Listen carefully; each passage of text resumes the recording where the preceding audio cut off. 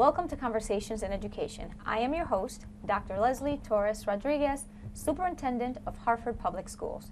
Today, we present a conversation about the details and the benefits of our district's transition, guided by a restructuring and redesigning plan created by our entire community called the District Model of Excellence. Hartford is redesigning its school district so that our students will enjoy more equitable resources that they deserve. Our transition teams are managing the changes in our facilities, and our school design teams are managing the improvements in professional learning for teachers and the academic and curricular changes for students to ensure excellent supports and aligned pathways for all of our students. To discuss all of this, I welcome our guests today. Dr. Alberto Vasquez Matos, Deputy Superintendent of Hartford Public Schools, Dr. Doreen Crawford, Principal of Martin Luther King Jr. School, Ezra Redzik, Principal of Maria Colon Sanchez School, and Leah Baranowskis, a middle school language arts teacher at Martin Luther King Jr. School, and our 2015 Hartford Public Schools Teacher of the Year. I welcome everyone today. So, when we think about the District Model of Excellence, we've now shifted to what we're calling our transition phase, our implementation phase. And one of the things that I wanted to make sure is that we maintain the integrity of a transition process that keeps in mind the needs of our students and our families, as well as our staff and the supports that our principals, our leaders need to ensure safe, smooth transitions for all. So I'm going to begin with you, Dr. Vasquez. You are managing the transition teams. What does that work look like so that we can ensure that the students, the families, and our teachers, and even our community feel that we are having smooth transitions? So the transition teams are actually a component to the District Model of Excellence on creating a group of individuals from central office folks to school site folks, as well as community partners and parents, to engage in a conversation as well as a planning process that allows us to actually make sure that every student that is part of this transition that's happening throughout the districts has really a positive experience into the schools that they are going to be introduced to in the next academic year. And that involves a lot of details and involves a lot of conversations, keeping always in mind what is best for our students during this transition. So we've actually had the opportunity to embark in our first week of transition meetings, or family engagement nights, and the positive feedback we've received was actually a good indicator of the work that's being done by the transition teams, because many of our students already are applying to schools, so they're already being proactive, which is what we wanted them to do, so that they can make the best choices, families can make the best choices for their students, and really start the year, the next year, in a very positive place, but also allowing for this time from now until the beginning of years to have any questions addressed, any concerns addressed, any needs that they might have be addressed. So it allows for that team to actually engage in those conversations, ultimately to support the school community as a whole. And so when you're talking about the transition teams, I know that we have our system of supports at central office, right? There's a team there. There are also the transition teams, and then the actual school design teams. And so can you explain to us what the difference is? Absolutely. So the transition team, if you may, really works on the logistics and the support that the principals need in order to actually open the school year with all their needs and questions that they may receive at a local level. And engage all the central offices in that conversations as support for that. When it comes to the school design teams, their focus is a little different. It's comprised primarily of the same type of folks, central office staff, school site staff, as well as community partners, our parent offices, community engagement office. But their task is more of what, based on the feedback we receive from the District Model of Excellence, what academic program do we really want to instill or recreate or reimagine, if you may, at this new site. So it allows actually an opportunity to really allow principals and schools, communities to really reimagine what is it that they want for their children, so that there is actually a quality, rigorous program that students will actually engage in, ultimately having positive student outcomes and achieving what the district model of excellence has set in their goals. And so when we think about how that comes to life in a school, right? So Dr. Crawford, as a principal, I know that Martin Luther King is undergoing transformation, if you will. And so currently, how would you say that as a principal, you are ensuring a smooth transition for your younger learners who are transitioning over to Rawson? Martin Luther King School has been a staple in the Blue Hills neighborhood for a long time. And not only as Martin Luther King School, going back to when it was Beaver High School. So what we are envisioning right now is making sure that our families and their children find that smooth pathway into Rawson School.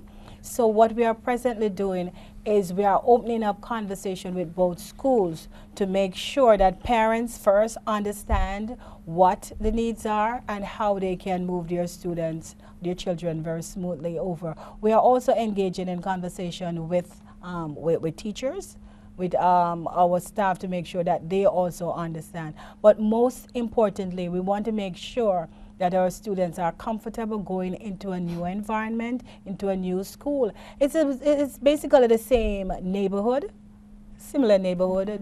We have students who are in Rawson School who are neighbors to our students at Martin Luther King School. So how do we bring those two communities together? We want to make sure that they have opportunities to engage in team building activities. We want to make sure that they have opportunities to meet up with each other on a regular basis, so that the friendship and that building of that culture is there before they actually start sitting into a classroom and actually learning. We want to make sure that every student is available and ready for learning. And I know it's hard for our students who are moving from a school that they have been in since they were in pre-K and kindergarten to go to a new school. So, and also it's hard for Rawson students also and their parents to have students from Martin Luther King School who are coming over. So the transition between the both of them is a little bit, might be strained at first, but we are prepared to make sure that our staff, our teachers who are moving with our students, they're ready to actually engage in those conversations with not only students but also with the parents. They also are going over. We are going to be having open house so they can go over and they can actually explore Rawson School to see where their new home is going to be and how they are going to integrate themselves into that community. So we have quite a few things that we are planning, and we are making sure. I have extended the invitation to Rawson parents who will be having their middle school students and in the new Martin Luther King Middle School come over and have a conversation with myself or with any staff member to learn about who we are and what do we do to make sure that we are bringing rigorous instructions to students, culturally relevant instruction to students, and making sure that students do have a voice, because those are some of the things that we are going to be making sure that those things happen in the new middle school that will be constructed. So when you're talking about making sure that parents, students understand that they're, though difficult and challenging in terms of a transition, as transitions are for many of us, that they're still going to be supported and that they're still going to have their needs met. I'm curious, Ms. Baranowskis, you know, you've been at MLK for several years now. So from a middle school perspective, what do you believe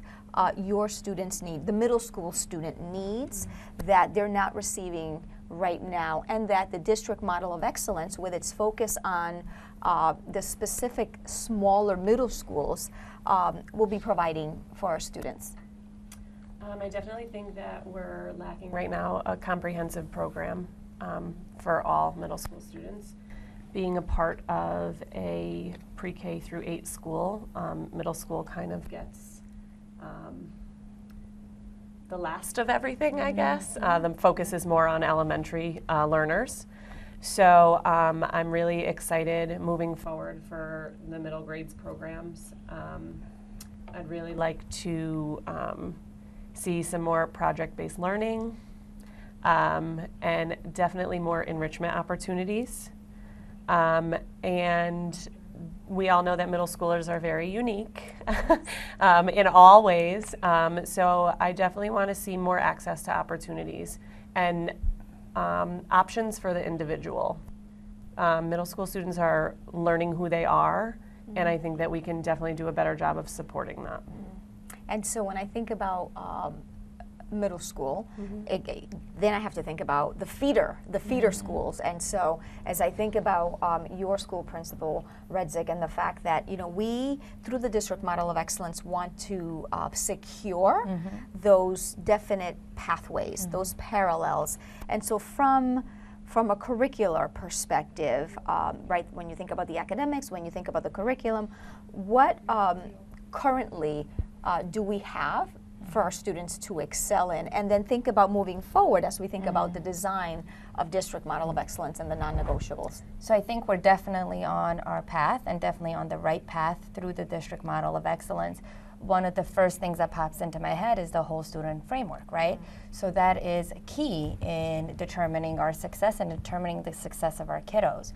So I would say we're well on our way, as schools are definitely beginning to address social emotional needs of students and making sure that the systems and structures exist for that. As far as academics, we've engaged in a lot of work, and a lot of work around curricula and what that should look like at each grade level and for each cohort of schools, right? So when I think about that, our ELA curriculum is very structured now, and there's a logical progression to that in the elementary grades. So kids obviously move from learning to read, right? Reading to learn, and all of that exists. Through our standards-based grading and reporting work, we are unpacking those standards. We're looking deeply at them. We're looking at that progression. And what does a child need to know in the next grade up? So when I think of our fifth graders, for example, that work will obviously feed into sixth grade. So the need to unpack those standards deeply to get the students ready for the middle school model, even things like making sure that they understand that they're going to be more independent in middle school, moving from class to class. So we are very mindful of that. So in our fifth grade classrooms, kids move from teacher to teacher. Some of the other things that we have done, I feel like as a district that's really we've done well, is we have revamped our mathematics curriculum, for example. So now Tier 1 instruction should, and for the most part, looks the same in every school that you visit, right? So we are talking about mathematical practices. We're unpacking those as teachers through professional learning. We're unpacking those as principals through cohorts when we work together, so that we sort of norm ourselves and set the stage and have those shared understandings of what high quality instruction looks like. I also think that we're well on our way for tiered interventions. We've engaged in a lot of work this year around interventions in mathematics, enrichments in mathematics. We need to still look at some of that in the ELA curriculum, which we're beginning to do. And I will say for Sanchez personally, what I'm really, really proud of is that our bilingual education matches that education of the mainstream classroom, so that the children are exposed to the exact same thing in a mainstream classroom as they are in the bilingual classroom. It is the exact same curriculum. So again, I say through the district model of excellence, we are setting the stage. We are creating those shared understandings so that if a student moves from my school to the other side of town, the benchmarks are the same, the report card system is the same, the students are being graded on the standards the same way that they would have been at Sanchez. So we are definitely getting there, and we're setting the stage for that across the district. So, you know, you're referencing the foundation that is necessary, right, for a great system of supports for our students, because we know that during the initial phase of the district model of excellence, we looked at all of our data, and we know that, right, we have significant needs for our students, right? We have the highest when we compare to our peer districts, the highest in terms of students with special needs, English learners, certainly a concentration of need in many of our schools. And so you talk about variance and the fact that there were significant differences among all of our schools. And so it is very important for us to have that foundational shared understanding as a layer for the next level of work. And so as I think about you know, the systems of support that are necessary at the district level to make sure that there are conditions in place for schools, for classrooms, for students to be successful. Thinking back to you, Dr. Vasquez, and your experience, you know, both teaching and managing large school districts with multilingual populations. And as you talked about the fact that your English learners, you know, you want to make sure that they have the same experiences as, you know, their counterparts do. As we redesign our district and we guarantee that our students are provided those rigorous instruction, the skills, the knowledge, the voice, the social, emotional supports, what changes can you identify that are taking place that promise that we deliver on that? So I think the first observation is that there's actually really true, sincere conversations about what are the systems of support needed for our students. And once we engage in those sincere, courageous conversations, we really can actually start defining what is it that we need to put in place that is systemic throughout the district in order to eliminate the obstacles and barriers students might actually encounter during their time in our district. So the kindergarten teachers will be having conversations with a third grade teacher. The third grade teacher should be having conversations with middle school teachers, and so forth. And as well as central office engaging in conversations. Our role, even as central office administrators, should not be primarily supervisors. Our primary responsibility should be the coaches and leading by example, followed by supervision. And that's a kind of a mind shift. But when we engage in these conversations and seeing what folks need in order to really be successful, what is it that a teacher needs to be that masterful teacher that is going to really inspire students in their classroom? What is it that a principal needs in order to be the master teacher of their building and not just we're not worried about the paperwork that needs to be sent to central office? And really being sensitive to those kind of conversations so that actually we can begin as adults eradicating the obstacles that sometimes adults put in place in order for students to succeed. So with that said, we are really looking at special needs and how do we really revamp that program in order to actually maximize the opportunities and the supports needed for those students to succeed. Looking at our EL population and seeing what is it that we need. It's very simple and not just here in Hartford, but seeing EL students with a cognitive disability, which is not the case. It's actually a language barrier, which are two different things. So what are the conditions needed in order to really help those students overcome that barrier, but also celebrate that these kids can actually be bilingual, trilingual in many cases, and celebrate that. So I'm starting to see those conversations, the aspect of social emotional. You know, this generation that we were working with really come with social emotional challenges that 10 years ago, we probably didn't have to deal with as much as we do now. So what do we put in place systemically in order to support those students through our employees, through our staff, in order to again, creating those cultures of achievement throughout our schools? So I think about this notion around continuously improving our practice in order to deliver on what our priorities are, in order to deliver on what we believe our non-negotiables are as a district. And so I am going to ask each of you what your own prioritized non-negotiable happens to be, one or two priorities that you identify as non-negotiables. But first I want us to think about our priorities as a district, right? So we've identified 4 priorities, right? Teaching and learning, which gets to much of what you were talking about, right? The instruction and that core support for our students and for our teachers, right? Building their capacity. We also have a commitment, a priority around our culture and climate, making sure that we continue to have safety for our students, physical, emotional safety. And then we also have our priority around the establishment of true, authentic partnerships with our families and with our communities. And then our 4th priority is around operational effectiveness. And that's just our commitment to saying we have to look at all of our resources. our time, our people, and our money meaning how we spend in programs, but also the staff that we have, right? That is a precious resource that we have, our teachers. And so how do we build their capacity, and how do we do it in a way that's efficient, smart, in order to meet the needs of our students? And so I'm curious as to, while we have those priorities in mind, what you believe your non-negotiables are. So from the teacher perspective, what do you believe your non-negotiables are? So coming from the middle grades lens, I think a non-negotiable for me would be opportunities for students. So we know most students get an English class, a history class, a math class, a science class, but are all students getting the opportunity to experience music? Are all students getting a foreign language? Are all students able to play on an athletic team? So I think my non-negotiable is opportunities to enrich experiences of middle schoolers. Principal Redsick. So I will say two. So one is the social emotional learning, because I think that's key.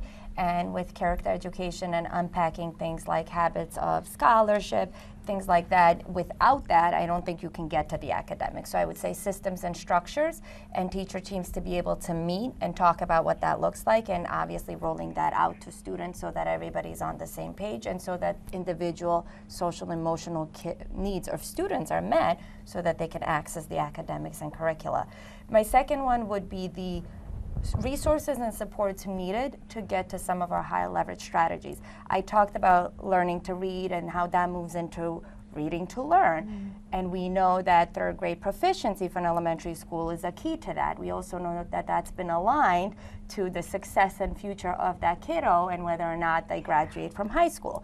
So in order to support initiatives like that, a non-negotiable for me would be having the appropriate staff, having knowledgeable staff to help deliver the instruction and interventions if need be, enrichments for kids to actually hit that benchmark so that their future is golden and solid, right? And we're responsible for that. So that's a non-negotiable. So I'm hearing access to enriching opportunities for our middle schoolers.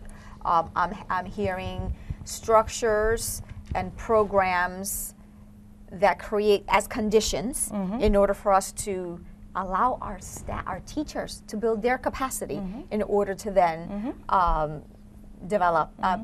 deliver for our students. And then I'm hearing resources at a larger systemic level, right? How is it that we're going to resource the programmatic implementation that we are saying we are going to deliver? And so I'm curious, Dr. Crawford, from your lens, what are your non-negotiables? I'm looking at the middle school level staffing, teachers, and I do believe in collaboration. I think it is a key to the success of any organization, any school, any staff, just about anything. We have to collaborate. You need to talk.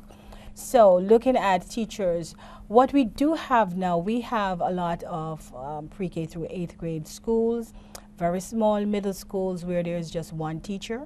So I'm looking, and I'm really I'm elated about the fact that we will now have middle schools where we will have several content level teachers, several mathematics teachers who can all sit together and actually have that dialogue, have conversation, share best practices, observing each other, mentoring each other.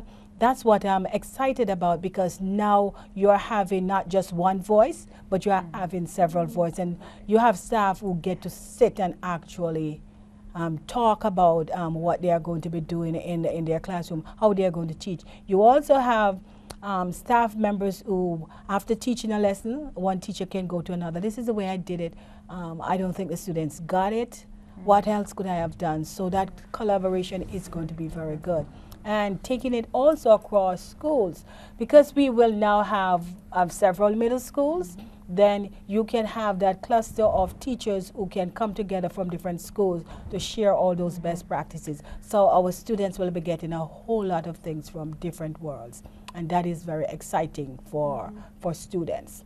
And I hear you talk about the opportunity that it presents for our adult learners. Yes. I think oftentimes we narrow in on on the student as a learner, and rightly so, right? That is at the core of everything we do, but there are these systemic conditions that have to exist in order to support our students, one of them being our attention to human capital. And so we often don't think about structures as a barrier.